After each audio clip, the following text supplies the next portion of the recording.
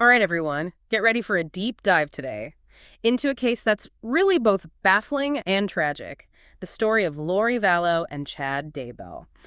We're looking at a fascinating article here. It's from Refinery 29 from back in May 2021, and it really lays it all out. And let me tell you, this is one of those stories, it just grabs you and doesn't let go. Missing kids, mysterious deaths, all this talk about doomsday prophecies. It's like ripped right out of a true crime novel. Yeah, what's so compelling about this case is how it goes. From like a missing persons investigation to something so much darker so quickly. You're telling me we're talking about Lori's two children, Tylee and JJ. They just disappeared back in September 2019. And the circumstances surrounding their disappearance were odd right from the start, Hmm? especially if you look at the reaction, or I guess lack thereof, from their own I mother. remember hearing about this. It was really unusual, wasn't it? Most parents would be, like, totally panicked. Absolutely, you would expect a frantic search, pleas for help, any sign of distress. But with Lori, it was just this unsettling lack of urgency, almost as if she knew their fate, which of course just adds another layer of mystery to the whole thing. So September 2019, the kids are gone. Lori's acting strangely. So what happens next? Well, this is where Chad Daybell enters the picture. He and Lori got married just 2 weeks after the last sighting of the children. 2 weeks. Wow, that's incredibly fast. It definitely raises eyebrows for sure. It does. And to understand Chad's role, we have to look at his background a bit. He was an author who actually wrote novels about doomsday prophecies, filled with these, dark themes and unsettling predictions. Hold on, doomsday, as in the end of the world. That's some heavy stuff. Yes, exactly. And this is where it gets really interesting. It's like these beliefs, these apocalyptic scenarios he was writing out, they seem to bleed into their real lives. It wasn't just fiction for them. That's a little unnerving, to say the least. I mean, it makes you wonder how much these beliefs influence their actions. So we've got missing children, a seemingly unconcerned mother, a new husband obsessed with doomsday, and a whirlwind marriage. What am I missing here? Well, we also can't overlook the deaths that happened before all of this. Both Chad and Lori had spouses who died before the children disappeared. And the timing of these deaths is, let's just say, curious. Okay, so this is where it starts to feel like a real true crime drama. Tell me more about these deaths. So Lori's husband, Charles Vallow, was shot and killed by her brother Alex Cox back in July 2019. Now, Alex claimed self-defense, but he also died later that year under circumstances that raised some eyebrows.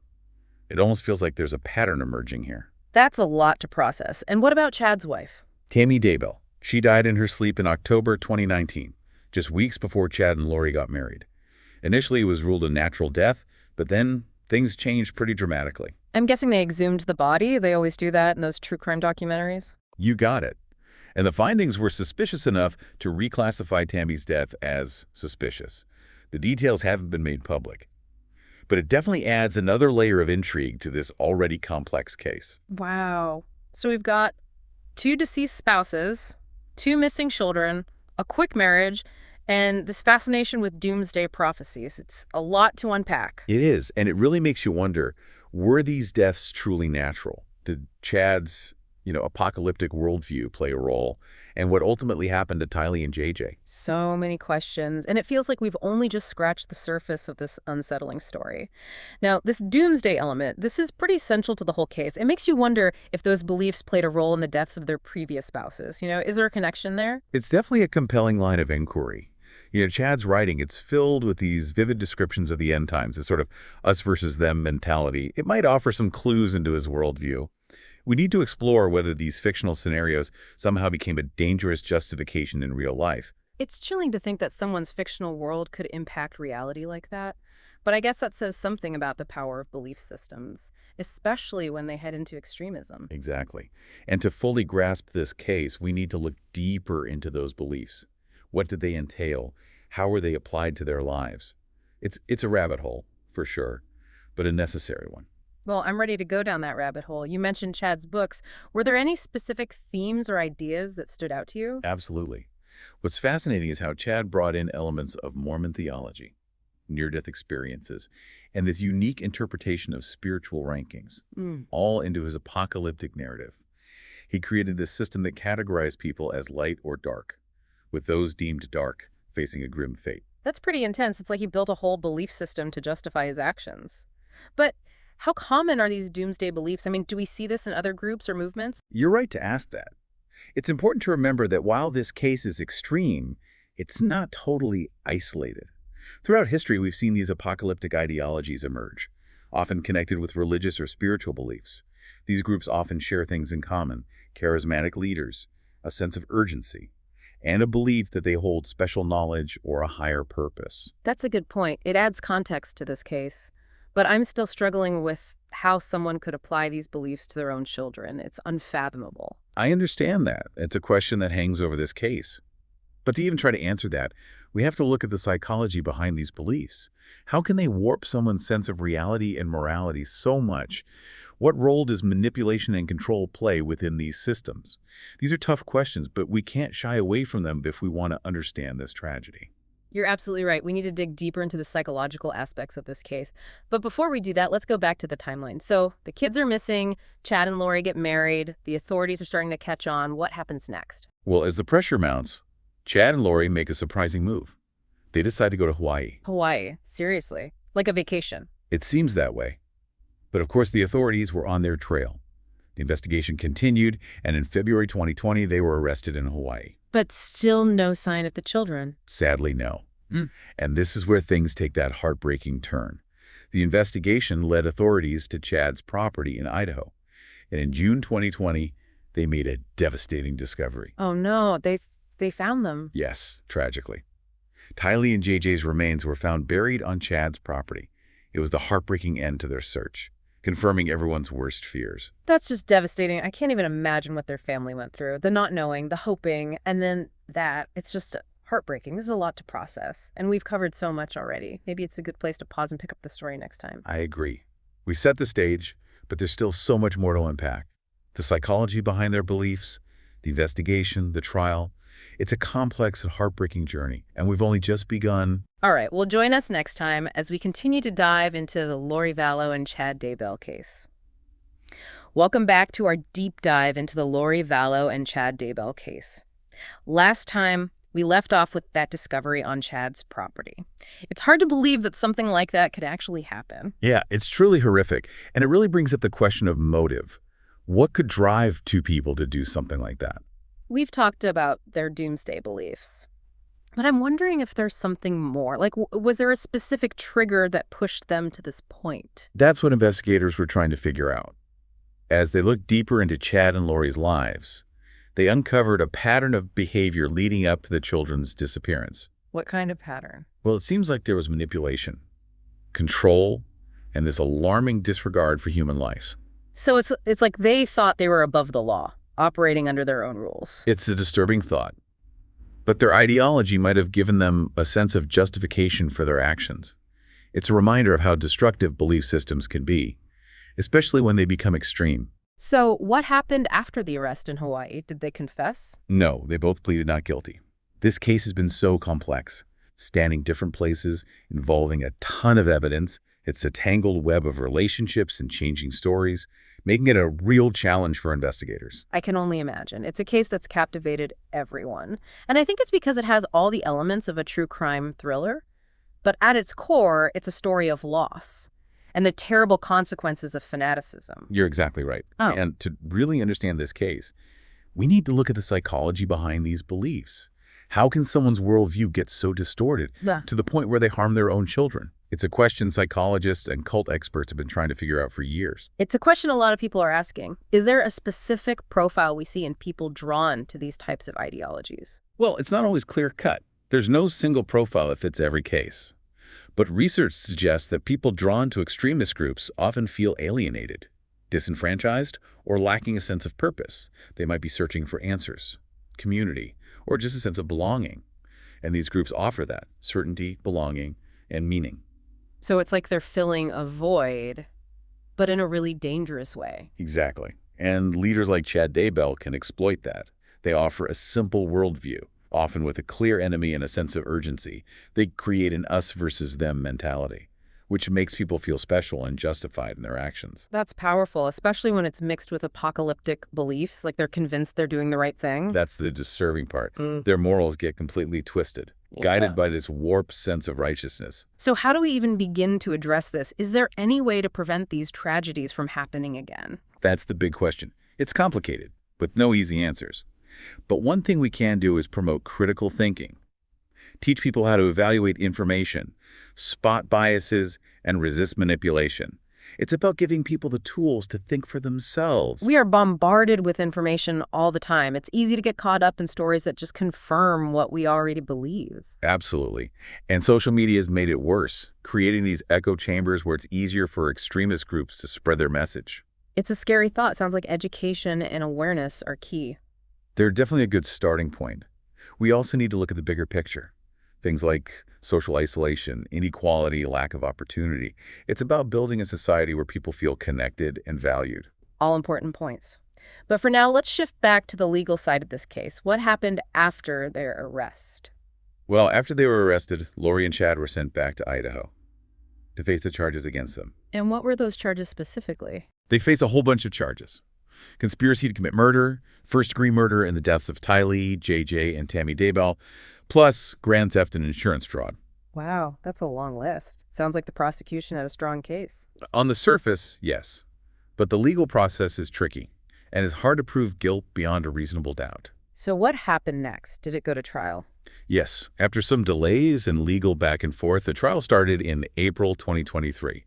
It was a big event, everyone was watching, and it's really emotionally charged. I can imagine. It was in the news for years. I'm sure people were ready to see some kind of resolution. Absolutely. The trial was all over the media, with every detail being analyzed. It was long and tough, with lots of legal arguments, expert opinions, and some shocking things coming to light. Sounds like a true crime documentary. What were some of the key moments in the trial? One of the most dramatic moments was when the prosecution presented evidence, linking Chad and Lori's doomsday beliefs to the deaths of the children. They argued that the couple saw Tylee and JJ as zombies who needed to be eliminated. Wait, zombies? What does that even mean here? It's disturbing, and it shows how strange their belief system was. According to them, a zombie was someone whose soul had left their body, leaving behind an evil spirit. And Chad and Lori believed they could identify and get rid of these zombies. That's just horrible, thinking they could harm their children because of this crazy belief system. It shows how strong indoctrination can be, and how dangerous unchecked extremism is. The prosecution used this evidence to portray Chad and Lori as cold-blooded killers, driven by their fanatical beliefs. So what did the defense say about all this? The defense lawyers said the state's case wasn't strong enough, that there wasn't enough direct evidence linking their clients to the murders. They tried to find weaknesses in the prosecution's timeline and question the reliability of some of the witnesses. So they were trying to create doubt in the jury's mind. Exactly. They argued that the state hadn't proven for sure that Chad and Lori were guilty. So it was a battle of stories, each side presenting their version of what happened. Yes, exactly. And it was up to the jury to decide who they believed. Speaking of the jury, how long did they take to decide? They deliberated for days, going over all the evidence and arguments. It was a tense time for everyone involved, because they had a big decision to make. It must have been a lot of pressure to have the fate of these two people in their hands. Absolutely.